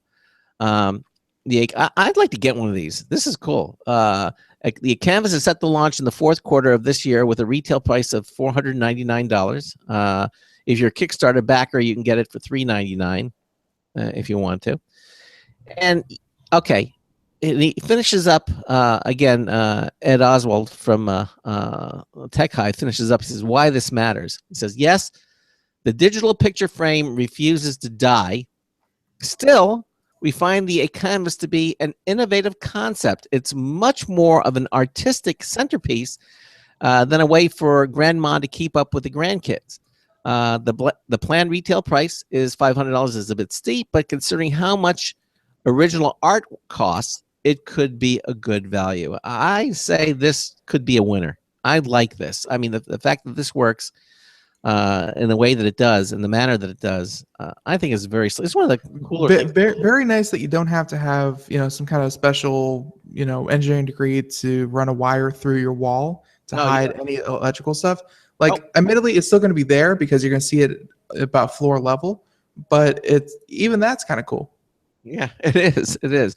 The thing is, I mean, I'd almost wish there's some way to make it work so people can watch what happens. You can make it charge itself, but it's only going to do it at night or when no one's around, and then it'll do this. This is very, very slick, very cool. I like this. I wish he had a link to the actual Kickstarter. Yeah. Whatever. But yeah, so you can still find it on Kickstarter. Again, it's A Canvas, ACANVAS, A Canvas. And again, we think it's interesting. You might too. Go check it out. Yeah, absolutely. Check it out. Alrighty. So, with that being said, let us move on to speaking of this one kind of ties into before about that startup purchasing the operations out of Microsoft. But suffice to say, they were once a large brand name, and they hope to be once again another large brand name. Nokia, Nokia 3310 took the world by storm. Mhm. They, in terms of phones, they've been out of the market for a while. Again, Microsoft purchased them and used the Nokia line under the Microsoft, kind of emblem. But now that the Finnish company owns it, this is from Nokia. It's actually from the corporate Nokia website. But an announcement. And all this is a quote. We are proud to announce that Nokia brand will be returning to the worldwide mobile phone and tablet market. Every day, our fans continue to ask for a Nokia smartphone. In fact, in recent survey, we found that Nokia smartphones are amongst the top 5 considered brands for purchase of purchase for smartphone buyers, even though they don't even exist. I think there's some holdover of people just recognizing the brand name Nokia. I like my Nokia phone. I had a Nokia phone for years. I liked it. It was a lot of people did. Yeah, it was very reliable. It was a solid phone. Right. So under a new agreement, Nokia Technologies has granted HMD, a new company led by some of the world's top mobile specialists, an exclusive global license to create a full range of Nokia branded smartphones, tablets, and feature phones for the next decade. So, hey, feature phones coming back. All right. So the new smartphones and tablets will be based on Android, uniting one of the world's iconic mobile brands. Nokia with the leading mobile operating system and app development community. Very important there because, again, Nokia has, the Nokia Lumia line from Microsoft, again, has been around. Nokia smartphones are out there to some capacity, but this is now an Android product. So it's going to be competing with the likes of Samsung and, all the other Android devices out there. So there is still much work for HMD to do, so you'll need to wait a bit longer to see what the next wave of Nokia phones and tablets looks like. One thing we can assure you is that they will exemplify what you have come to expect from Nokia devices, including quality, design, and innovation. Nokia, I don't think really I relied on them for innovation, but they were definitely had quality. Like they were definitely quality, and they were definitely design. Back in the day, they had some of the best, well-made and well-designed out phones. So, hopefully they bring some of that back. So, and in conclusion, a big thanks to all of you, to you and all the Nokia supporters around the world. You continue to remind us the difference our devices have made in your lives. We can't wait for you to meet the next generation. So, and they even have some press releases that they link to. But suffice to say, Nokia corporate just said a big, hey, guess who's back? And the answer is Nokia smartphones. It'll be interesting to see what they come up with. Yeah, I'm sure by the end of the year they should have one out. But we'll keep an eye out for Nokia. Yeah, exactly. I don't know if we have time to do another story. I really wanted to do this one from Popular Science about how you can help scientists find out if the star is hiding alien megastructures. I had heard that star is acting very peculiarly. Yes, the discoverers of the most mysterious star in the universe just launched a Kickstarter campaign. It's a star 1,480 light years away from Earth, is the center of a big scientific conundrum over whether its weird light patterns could indicate intelligent life around it. And it's possible that nobody would have noticed the star's weird behavior if it hadn't been for crowdsourcing, basically. It was a group of citizen scientists who noticed that this star occasionally dims by as much as 20%. That's way too big to be a passing planet, and scientists are at a loss to explain it. So they're starting a Kickstarter effort. Maybe what we'll do is tomorrow we'll revisit this story because this looks very intriguing. and we might get to it because we just basically don't have any more time to do this. So again, I want to thank Dariush Derakhshani, our computer graphics correspondent here on the program. Thanks again to him for being here with us. And tomorrow, it's going to be our all Linux show. Marcel Gagne is going to be joining us. The man himself, Marcel Gagne, is our Linux expert, a Linux correspondent. He'll be joining us for both hours. He'll be talking about the wine of the month. Yes, exactly. And then we're going to be talking about all kinds of things such like Linux games, Linux distributions. He always finds really cool Linux distributions to talk about. He's going to be talking about the Raspberry Pi and its interaction with Linux. He's going to be talking about that too. Any questions or if you've been thinking about Linux or considering that Linux may be, the next operating system for you, certainly. Few people are as qualified and as passionate as Marcel Gagne. Yes, this is very true. And we welcome him to be on the show tomorrow. So and we welcome all of you to be there as well. That about wraps it up. Again, and of course, no, there's no computer news. It's going to be all Marcel. 90 seconds. On Friday, by the way, we're going to have Matt Smith going to be joining us. He is one of the computing editor for Digital Trends magazine. And it's been a while since he's been on the show, but we're going to look forward to having Matt in the first hour of the program as well. And then we'll do computer and technology news brought to you by Slimware Utilities, the official optimization software of Computer America. Again, don't forget to get your entry in. It's still Wednesday. You still have time. Head over to computeramerica.com. Go to the Interact pull-down menu, social media contest, and enter in all of our social media, Google+, Twitter, Facebook, YouTube, Pinterest.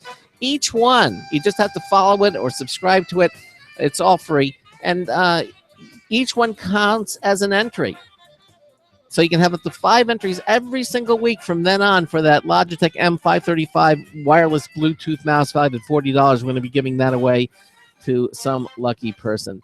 So again, thank you all so much for being here with us. And Ben and I will see you same time, same place, same station. So until tomorrow afternoon, this is Craig Crossman hoping that your hard disk never becomes floppy. We'll see you tomorrow. Have a good one, everyone. Bye-bye. Woohoo! That too. 10 seconds.